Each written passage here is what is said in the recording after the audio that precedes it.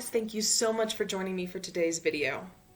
As we all know by now, hopefully, writers become writers because of our love of reading and because of our desire to become the storytellers just like the ones that we've read about.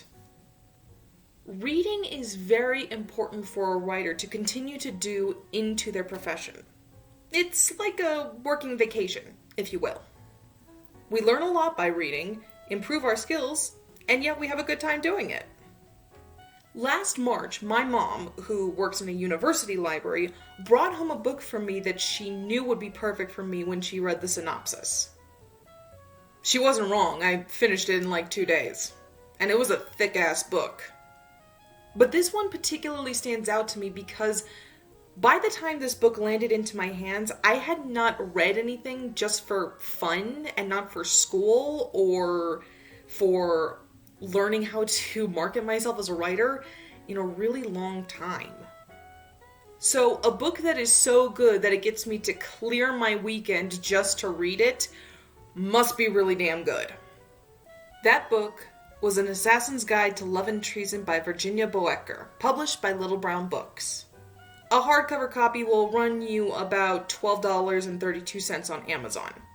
So here is my review of that book.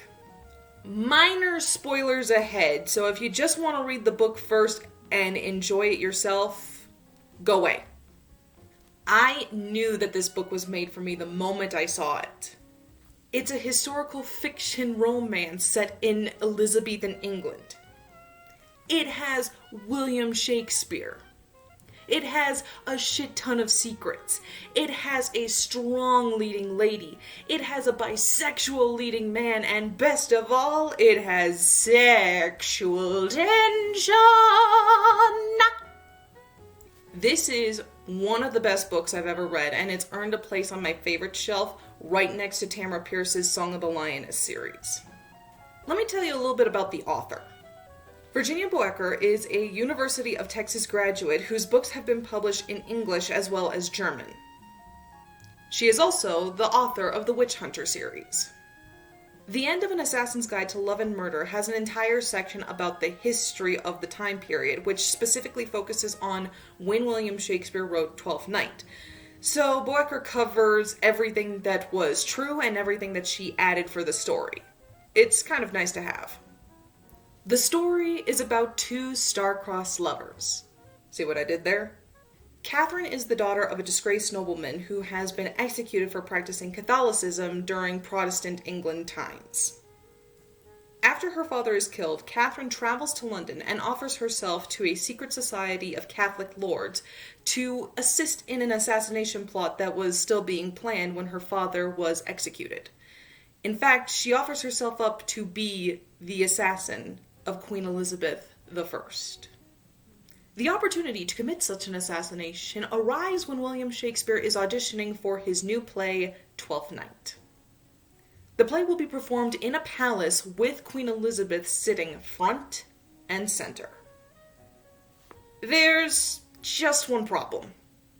Twelfth Night is actually a play that was created by Toby, a spy who works for Queen Elizabeth and who is intending to use the play to weed out Catholic lords who would mean harm upon the Queen.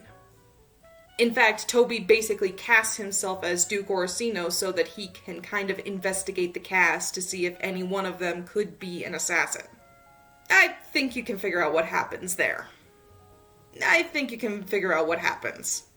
Obviously, the main characters are Catherine and Toby, and the story actually switches between their 2 points of views, which particularly works for the story. I would consider them both reliable narrators in the story.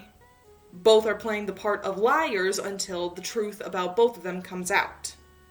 Toby pretends to be a player in Shakespeare's troupe so that he can investigate the cast, and Catherine pretends to be a boy so that she can get cast and have the opportunity to assassinate the Queen. Of course, they both run into huge problems. Aside from their growing feelings for each other, which of course creates a societal problem when Toby thinks that Catherine is a boy, they come to find out that they can't really trust the people that they're working with.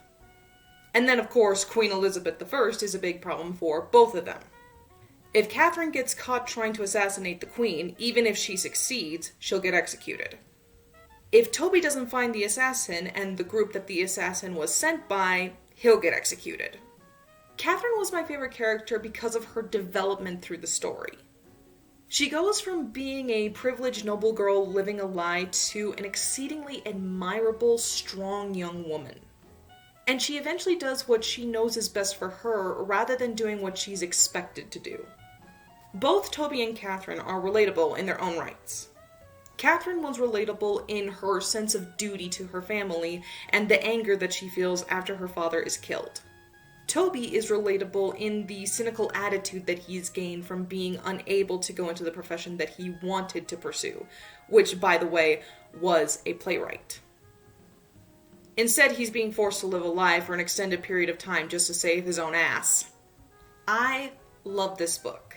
I think my favorite part was right in the middle of the story, when the secret rehearsals at the Rose Theatre become a bit conflicted. I didn't really have a least favorite part, and this is because, as they say, the opposite of love isn't hate, it's indifference. Even if something happened in the book to make me angry or upset, I was still invested enough to care. I would change nothing about this book. I would absolutely recommend it to another person. Specifically anyone who likes young adult historical romances with a lot of conflict. Personally, I would give this book 5 stars out of 5. That's all I have for you today.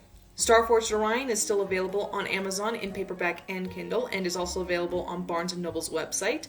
My play How Are You is also available in Amazon in paperback and Kindle.